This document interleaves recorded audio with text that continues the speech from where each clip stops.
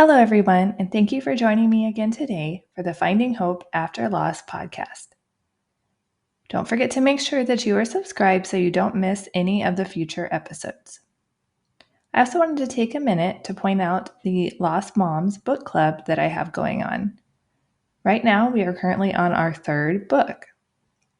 You can look it up on the Fable app, which you can find on Apple or Android. Or check the link in my bio on Instagram, which my Instagram is Journey for Jasmine. Or you can always send me an email, Sarah, SARAH, at journeyforjasmine.com, or send me a message on Instagram or Facebook for more information about that. We would definitely love to have you participate. The books we read are not all loss related.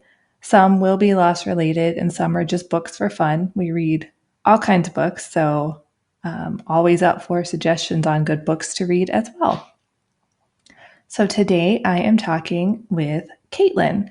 She had a 9-week miscarriage, followed by a termination for medical reasons due to a severe form of spina bifida. Katelyn had only a few days to make this decision after finding out the severity of her diagnosis. Hello, everyone. Today I am here with Katelyn. Katelyn, can you tell us a little bit about yourself? Sure. Hi, everyone. So my name is Katelyn. I'm from New Jersey.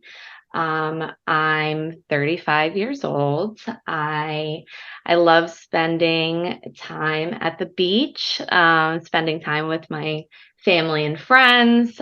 Really into yoga and meditation. And I do play a little bit of the guitar in my spare time too. That sounds fun. Yeah, it's I've not as much as I would like, but I try to pick it up once in a while. I got a few songs under my belt. I definitely need a little more practice. kind of hard to find spare time sometimes. Yeah, there isn't much of that these days. Yeah, I've had it since I was like 14, so I feel like I took lessons back in the day, and I keep going through phases where I want to pick it up, but yeah, it's definitely the time gets a little more difficult as I get older. So, could you tell us a little bit about your loss journey? Sure. So my pregnancy journey started back in 2020, right around the time with the pandemic. So I got pregnant pretty quickly. My first time trying to get pregnant, it was within a month or two. I ended up in my first pregnancy having a miscarriage at 9 weeks. This was, a really difficult and isolating time since it was during COVID. I was by myself when I found out that there was no heartbeat at 9 weeks. It was really hard going through that time, and especially, not being able to have my husband at some of these appointments. I ended up getting a D&C because I did not miscarry on my own during that time, which was, a little bit of a traumatic experience. I was again alone during that procedure. My husband had to wait and pick me up basically at the door of where I got the surgery done. So that was tough. I feel like it definitely took a few months to recover emotionally and physically. And then I feel like we were kind of getting back into it of trying to, get what we both wanted was to start a family. So we took a few months off, and then we ended up getting pregnant again pretty quickly. This pregnancy, there was a lot of different emotions at the start of it. I obviously, coming off of a miscarriage, was really nervous going into this pregnancy. But as time was kind of moving on, and I did hear the heartbeat for the first time, and I got past that 9-week point that I didn't get past in the first pregnancy, I was still anxious, but I was definitely starting to feel a little more at ease, a little more excited with the pregnancy. An appointment was going by. I reached my 12-week scan and all my genetic testing, and everything came back clean for me, for the baby. Everything was looking good at that point. I was told I had a healthy baby girl. We found out the gender pretty early in the pregnancy. We were really excited. And then everything kind of took a turn about 17 weeks in the pregnancy. I was going for my AFP blood test. It was actually the first time in the pregnancy that I was not nervous for a test, which was, looking back, interesting because that's kind of when everything changed. I didn't really know too much about what that blood test even showed. I felt like I was further in the pregnancy. I was getting a lot of confirmation that we had a healthy baby, and I was just feeling pretty good and excited at that point. So I went in for the blood test. A few days later, I got a call from my doctor that my levels were high. Again, I didn't know what that meant. She started, telling me that it was most likely a false positive. There's a chance that when you have high levels of this blood test, that it can be linked to a condition the baby might possibly have called spina bifida. She told me that was extremely rare, extremely unlikely. And, I've heard of that condition before. I didn't really know too much about it, but she was kind of assuring me that that wasn't what we were looking at. She didn't think it was. She had me come back in for a repeat blood test that same exact day that I got the results. I went back in, we had to wait a few days, and the numbers were kind of showing the same results as the first one. At that point, it was recommended for me to move up my anatomy scan a week. We were still almost 20 weeks at this point. I went in for my anatomy scan, which just so happened to be my wedding anniversary. Me and my husband, were really anxious going into it, having the two high levels from the AFP blood test. And we got confirmation at that appointment that there was definitely a gap in the lower part of our daughter's spine. There were abnormalities that were presenting in her brain. At this point, it was recommended that if we wanted to know more about the severity of the condition, that we go to a specialist. The doctor recommended CHOP in Philadelphia. He also told us that he recommended me to get an amniocentesis on the spot of this appointment. Not that it was going to change anything or change the diagnosis, but it would just give us more information for the future. So yeah, I went into the scan, holding on to hope. And by the end of it, I was devastated. I was in tears. I was getting a large needle put into my stomach to get the amnio. At this point, me and my husband both decided that we did want to go to CHOP in Philadelphia. I felt like I couldn't move forward with any decision of the pregnancy without knowing exactly what we were looking at. I needed to hear it from a specialist. We ended up making an appointment at CHOP. It was, they wanted to wait like a week or a week and a half for this appointment just to give the spine some more time to develop, which was tough. So I feel like within that waiting period, we're doing our own research. We're trying to prepare for the worst, trying to remain hopeful that, they're going to tell us something different than we heard before. Unfortunately, that wasn't the news we got after an 11-hour day at CHOP. We had a fetal echocardiogram. I had another 2-hour anatomy scan. We met with genetic counselors. We met with surgeons. And I had an MRI. It was just one thing after another, an exhausting day. And the day ended basically with me and my husband and a team of doctors and counselors in basically a conference room. And they told us basically our worst nightmare.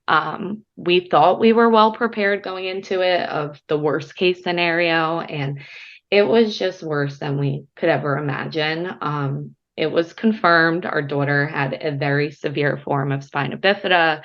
They were going through all of the issues that I would have within the pregnancy and all of the impairments and dysfunctions that our daughter would have, the poor quality of life that we were looking at for her, neurological issues, physical impairments. I mean, the list just went on and on and on. They went through different options of surgeries because if you move forward with a pregnancy with spina bifida, you need to close the gap of your baby's spine.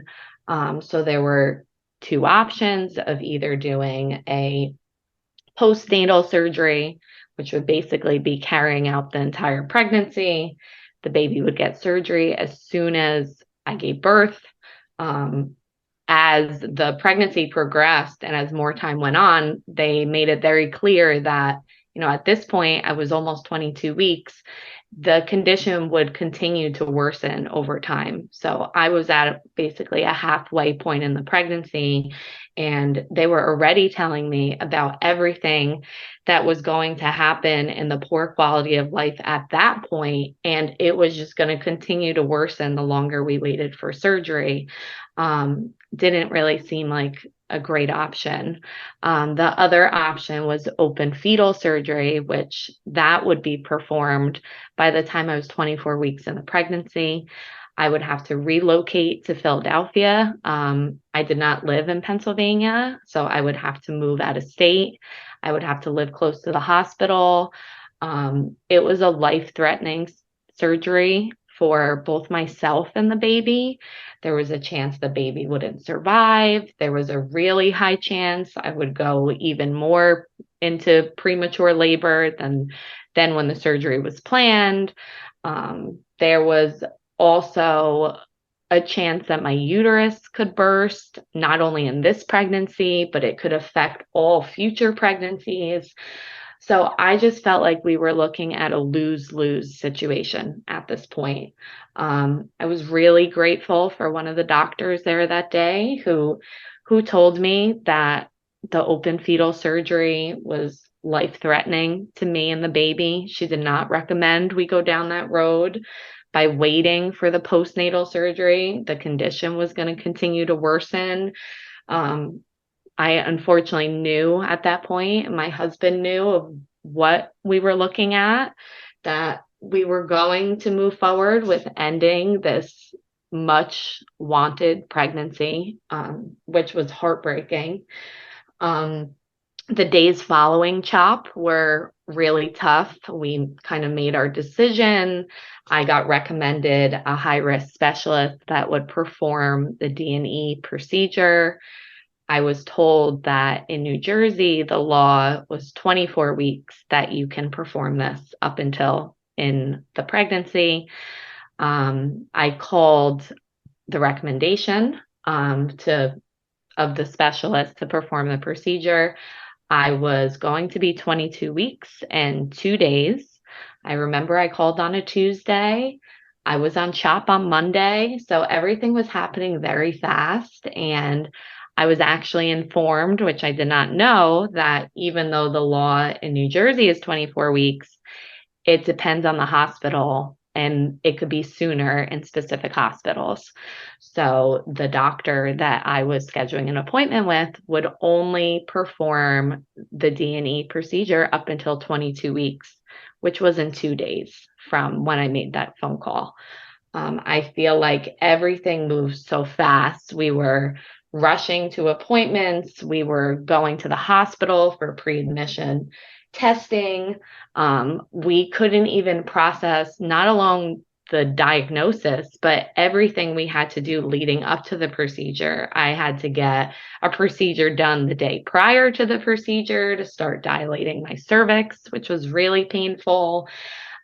We had a stack of information and paperwork we had to fill out for the hospital, including a death certificate. And I just feel like there was no time to even sit down with somebody to go through this information.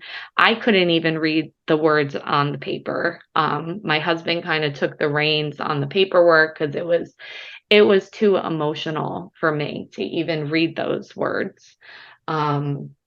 We ended up getting our D&E July 15th, 2021. The days, it was really rough leading up to that, but the days after and all the postpartum symptoms that I was not prepared for. I've never been pregnant before. I've never had a delivery before. My body was going through what it thought of I had, I went through labor, which I did. And I was having a lot of physical symptoms afterwards. My milk supply came in. I didn't know what was even happening to my body. I wasn't informed this would happen. I was emotional. I was grieving. It was just a really, really isolating time. And at this point, will be the 2-year anniversary coming up this July.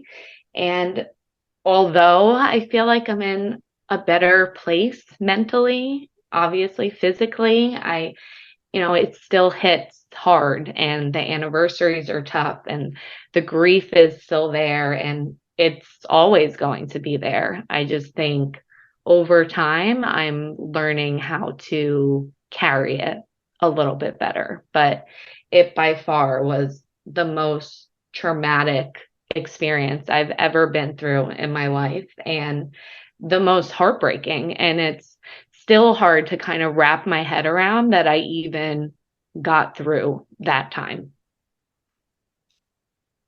Thank you so much for sharing that. I know sometimes it's hard to, speak your story.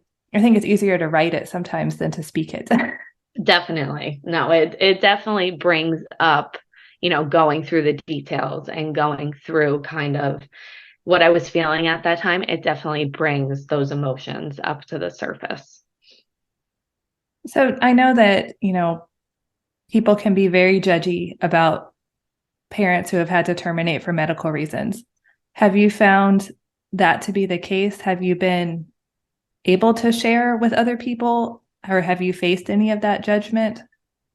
Yeah, I think that is the biggest part in, terminating a pregnancy. I think there's a huge stigma around it that when you're terminating a pregnancy, it's due to the pregnancy being unwanted. And that can't be farther from my truth and my experience.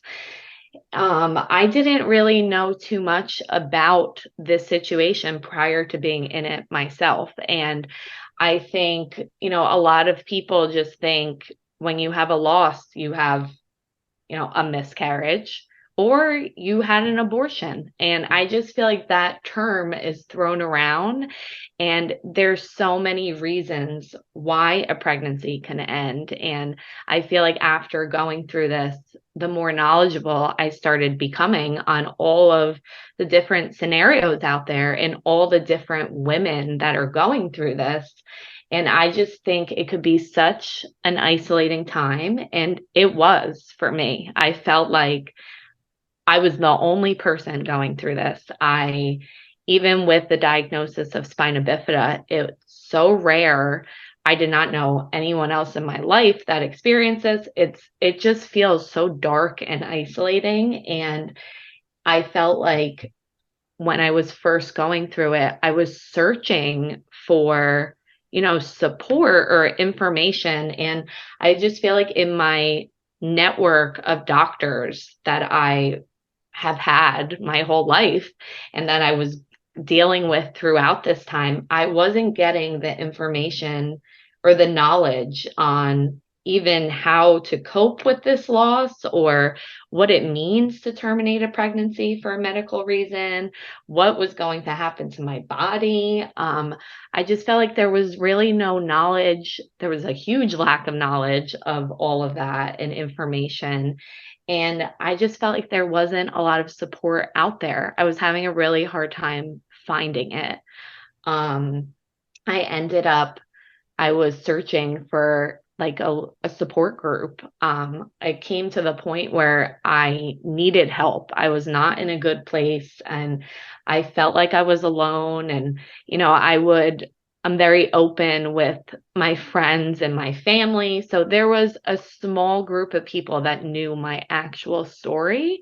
But in the beginning, it was uncomfortable to open up to other people that weren't in my close network because there is this aspect of the stigma and this judgment that that I didn't want my baby, and it's just so far from the truth, and it's so hurtful looking back that I even felt those emotions, because I think a lot of people go through that, and until you start connecting with other women, and I feel like social media was a wonderful place where I found this community of women, including you and your page, and of women who experienced what I experienced. And it was just felt so wonderful to have these connections and to feel like I'm not alone. There's other people out there. And for once, I was feeling that my emotions were validated and my feelings were, there was other people that were feeling this way. And at that point, it just felt so great to share my story. And I feel like that's when I really started opening up more about my story and telling more people, because I feel like it's not talked about enough. And I feel like that's when we start feeling really alone and in these really dark times. Yeah, I agree. I had two early losses before we lost Jasmine, and I didn't know about the lost community then. So, Hmm. I just kind of went through that alone with, my family and friends that knew. But yeah, finding the lost community has been such an amazing thing. Like it's such an important part of my life now, and it's nice to, like you said, have your feelings validated and know I'm not weird for feeling this, or I'm not the only one feeling this. Yes, 100%. And I feel like, family and friends, I almost felt like, everyone when they, and I'm guilty for it too. Not that anyone was trying to make me feel worse or make my condition or what I went through feel less important, but I feel like everyone's kind of go-to response when you're going through something difficult is to make you feel better, and say, don't worry, like you'll be pregnant again, or you'll get your baby, or everything happens for a reason. I feel like that line, I can't hate that line more than ever after going through this, because there's not a reason it happened. No one should have to go through this. No baby should ever have to die. And I just feel like I started not only learning that the support I needed, I wasn't going to get from my normal support system of my family and friends, because they didn't go through my situation. And I feel like, I ended up finding a support group, and I found this community on social media and started going to a therapist one on one. And when I started finding that support, it just opened so many doors, because those weren't the comments that were spoken anymore. It was validating, this situation is horrible. Like you went through something really tough. Like it's not okay that it happened. And just hearing it in a different light, I feel like was so comforting. And I feel like it also gave me the strength to start educating people that haven't been through it of, maybe these aren't the most appropriate things to say. And it's okay to say, like, this situation sucks and it's not okay what happened to you. And I just feel like making comments of, you'll have another baby or like that, I feel like minimizes the loss, and having another baby isn't going to make me forget that I lost one. Like, it's a separate pregnancy, it's a separate baby. And I just feel like no one understands it truly until you've walked in the shoes.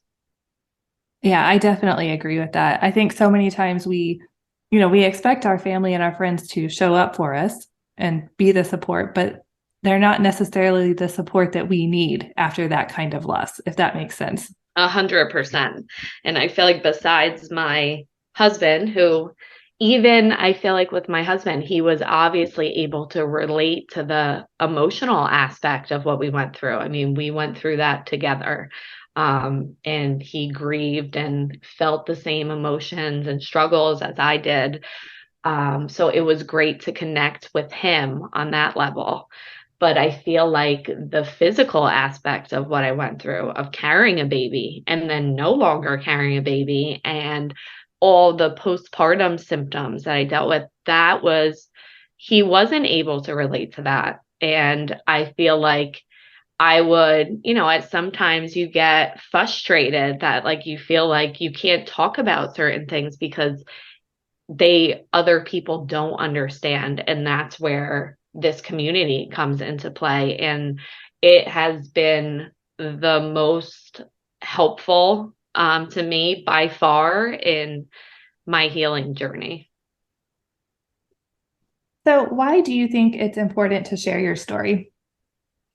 I think just, a lot of the situations that I went through specifically, getting a diagnosis of spina bifida, having a termination for medical reasons, those were things that I did not know anything really about prior to going through it. And I just felt like going through it, I had such a lack of information and a lack of support. And I felt like by speaking about it more and sharing my story, if I can just help one person that's going through this and has a little more knowledge than I did, then that's all I want. And I feel like that is what motivated me to start a social media page and to kind of start sharing my story. And I share a lot of like misconceptions on my social media page, and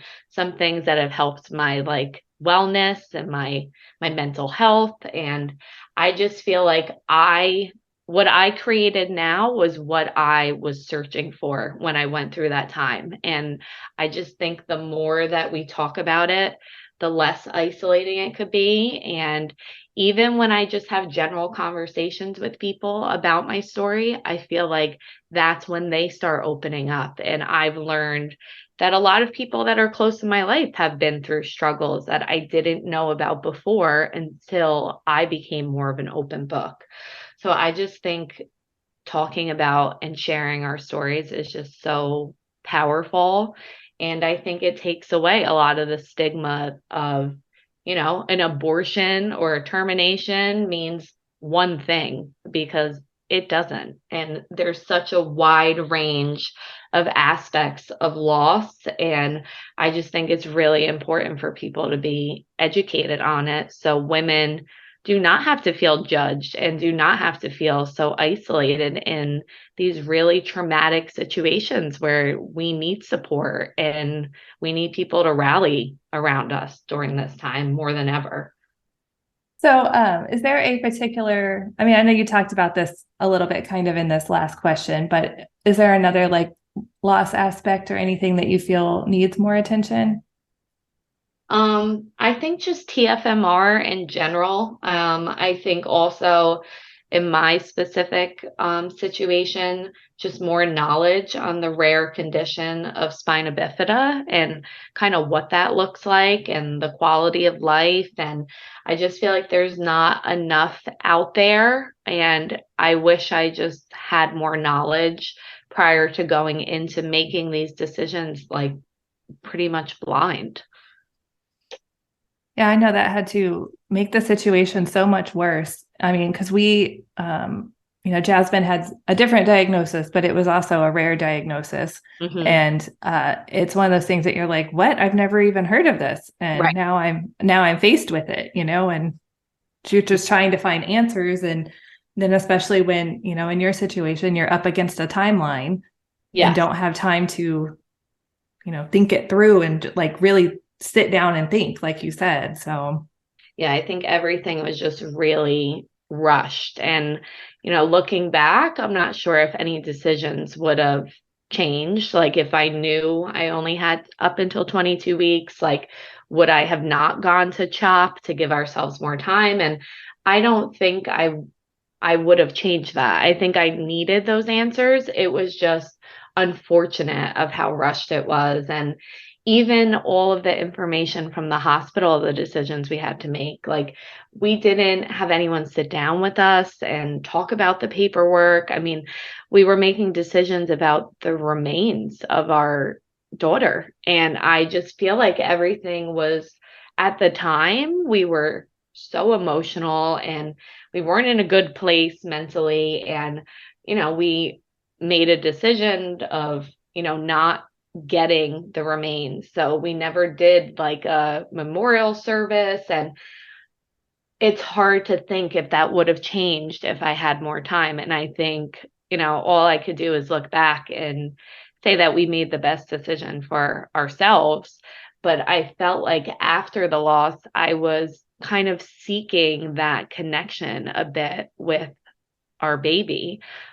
So something that has helped me and has helped my husband is we found an area of a location that was close by, something that was like near our house in a park. And we found this tree that, we thought was like really pretty in the park that had a bench under it. And we kind of decided that that was going to be our special place to honor our daughter. And I visit that tree quite frequently.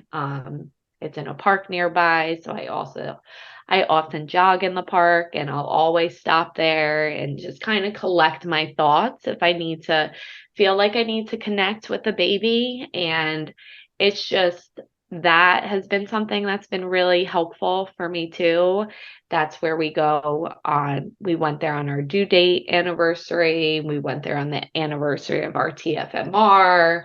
We bring flowers to the tree often. And I just feel like that has helped me just by continuing to honor her because I don't want to forget her. She'll always be a part of me. I love that so much that you have, that special place where you can sit and connect with her. I think we're always looking for, ways to connect with our babies because they aren't here, but we still want that connection and we still want to parent them. 100%. So, do you have any other advice for anyone who's newly going through loss? I think just becoming as educated as you can. And I know it's hard because sometimes when you're in it, like I was, we don't have that information until it's almost too late. But I think just going through it, of just really taking it one day at a time, giving yourself grace, being gentle with yourself. I feel like prior to going through a loss, my personality, I'm very much a people pleaser and I don't say no to a lot of plans and I just felt like after going through it, I started becoming a little more selfish and doing more of what I needed emotionally because I was starting to recognize different triggers that were affecting me. And I started saying no to things that weren't healthy for me at the time, whether it be a first birthday party or a baby shower or a gender reveal. And I just think, taking it one day at a time, being gentle with yourself and doing what you need, not worrying about what anyone else needs because it doesn't matter. And at first, I'm worried, is this person going to be upset that I didn't go to this? And at the end of the day, if, those are people that love you and maybe they won't ever fully understand, but they'll be there at the end when you need them to be. I think also just knowing that you're not alone, it feels very isolating, and that feeling has definitely been inside of me more days than one. But there are others out there that are going through this, and it's okay to seek help and seek support.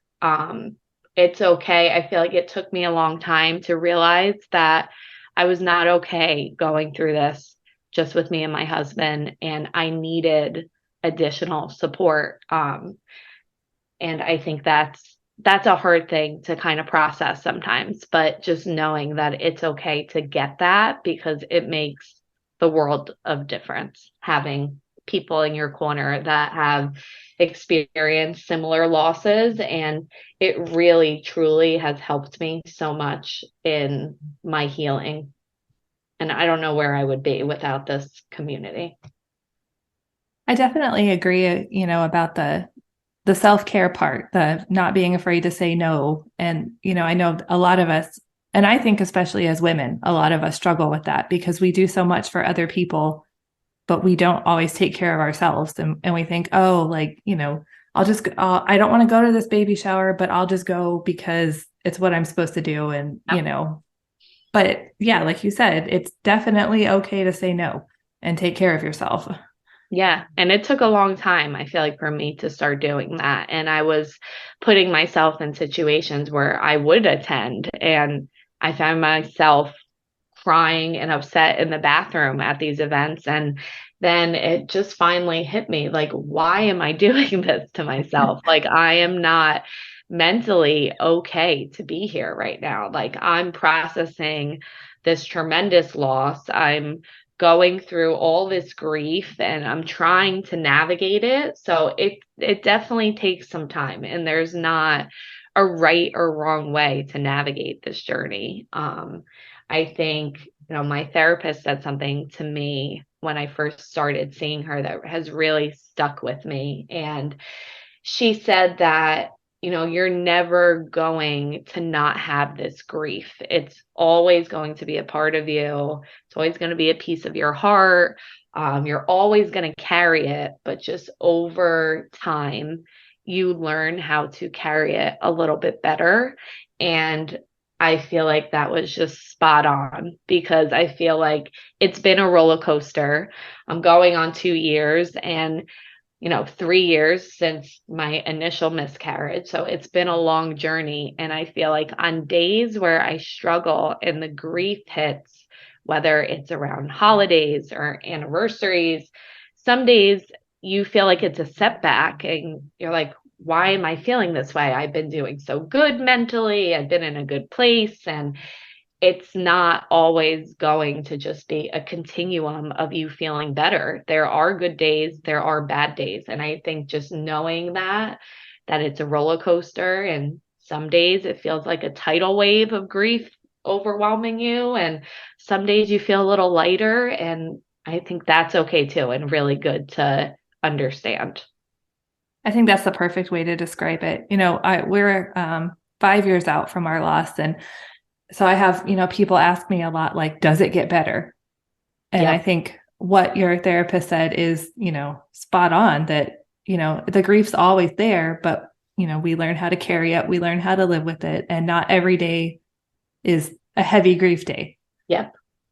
100%. And I feel like you can relate to, like, that's exactly how it's been. Some days it's really hard, and other days I feel like I'm able to find happiness and get through the days, and it's not always completely on my mind from the day to day. I mean, everything's very busy and I have a lot of other things going on. And it's not that.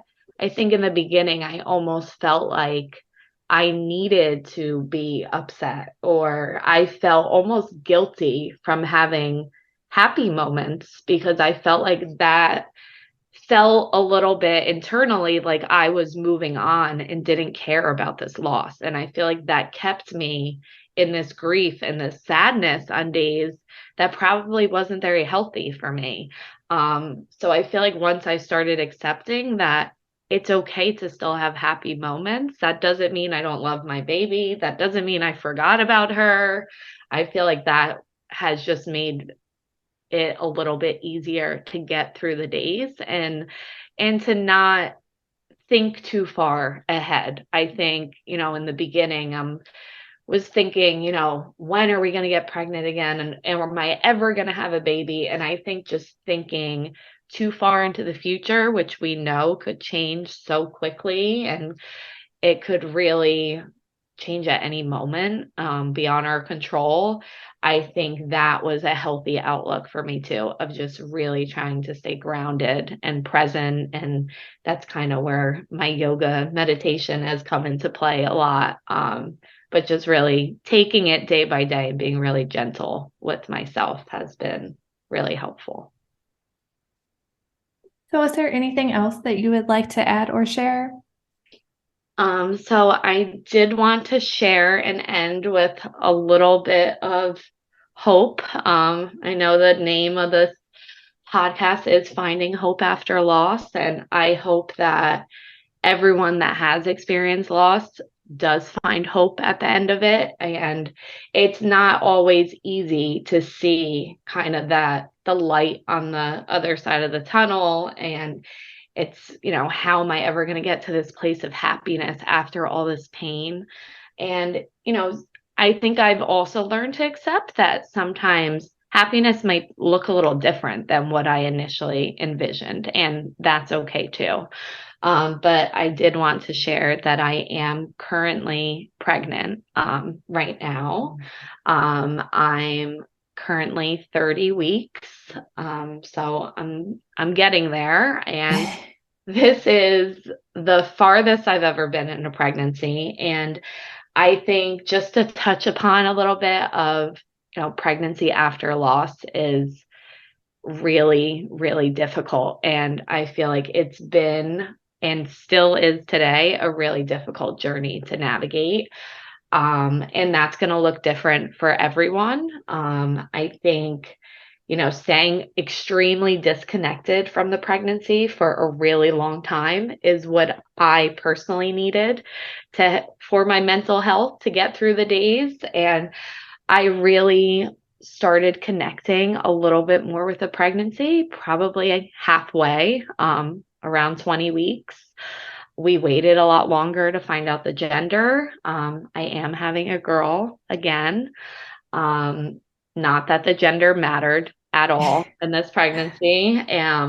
But I just felt a little more at peace that, maybe this baby is bringing a little bit of the spirit of my last daughter. And I kind of just feel like it was meant to be to have a girl at this point. It's still scary. I'm still not 100% there. I don't think I'm ever going to completely not be anxious about this pregnancy until I have a healthy girl in my arms. But I feel like, the days have, it's been a roller coaster, but I feel like I'm starting to imagine the light at the end of the tunnel for myself. I'm still struggling, but I feel like my happiness just feels the closest it's ever been. Well, I'm so happy for you. Thank It's you so so much. pregnancy after loss is, it's scary, but, I like it takes a lot of our joy away, but I think it's still exciting, Yeah, like it's just full of everything. it's a That's lot of all. it's a lot of emotions for sure. And I feel like we kind of just started getting into, a little bit of decorating for the nursery. And I have my bridal shower coming up. And or my baby shower, sorry. I knew what you meant. Pregnancy brain at its finest. So I feel like all those things are really exciting times to plan for that I didn't get to that point last in pregnancy. And I think, a turning point in this pregnancy too was when I got past 22 weeks, because that was prior. There was a lot of comparisons of, what I was going through in the last pregnancy, and it was hard not to connect the two pregnancies. So I feel like just staying disconnected was the best for me, but being in new territory and being the furthest along I've ever been, I feel a little bit lighter these days. And, there's starting to become a little more hope that, there's a possibility that this baby is going to come home with me. So it brings a lot of emotions, but I definitely feel like I've been in a better place. And I hope that by sharing, I know hearing news on pregnancy when you're going through loss and you're going through struggles with infertility or pregnancy, and it's not always easy, but I hope by continuing to share my story, and this gives people that are going and women that are going through these tough times a little hope that, their happiness might look different, but hopefully we can all get to that place. I have to admit, like when I was going through it, I definitely didn't like seeing pregnancy announcements, Yep. but I always am super excited about loss or infertility moms being Me pregnant. too. And it's funny how obviously, friends and family, it's like you're so excited. I just feel like there's a different connection to these women, and I couldn't agree more. It's like it's just a different feeling. And not that I'm not excited for people outside of this community, but it really I'm just rooting for these women who have had so many struggles so much. And it's uplifting to hear when they're pregnant and having healthy pregnancies. Exactly. Well, I want to thank you so much for coming on and sharing your story today. Thank you so much for having me. I think this is a wonderful thing you were doing, and I think it's just great to continue to share. I just wanted to share too of my Instagram page that I started. If anyone wants to follow my story or for more information, I feel like I'm starting to kind of share more about pregnancy after loss. So the page has taken a little bit of a turn, but I'm still trying to, be sensitive to women that are struggling. But my Instagram is let's start the convo _ TFMR. Thank you so much, Katelyn, for sharing your story with us. Termination for medical reasons is 100% a valid loss. Yet so many people look upon those that have to go through it with such judging eyes. Many seem to forget that these are very wanted babies. In Caitlin's case, the options presented to her were all a lose-lose situation. Facing a life-threatening surgery for both her and the baby that wasn't even guaranteed to work was definitely not a winning option. And then she only had days in which to make these heartbreaking decisions. She didn't have time to think through everything. She didn't have someone to help her walk through it all, to go over the paperwork, to walk her through the process. And she was facing deadlines. Many times, the diagnosis and additional information don't even come until the anatomy scan and the weeks after the scan. The initial diagnosis is usually made around the anatomy scan, and then follow-up appointments in the weeks after will either confirm the diagnosis or help you understand the severity of it and what it would mean for the baby. And anatomy scans don't even happen until around 18 to 20 weeks, where you're already pushing a lot of the state deadlines for termination. So a lot of these families are forced to make a very quick decision without having time on their side.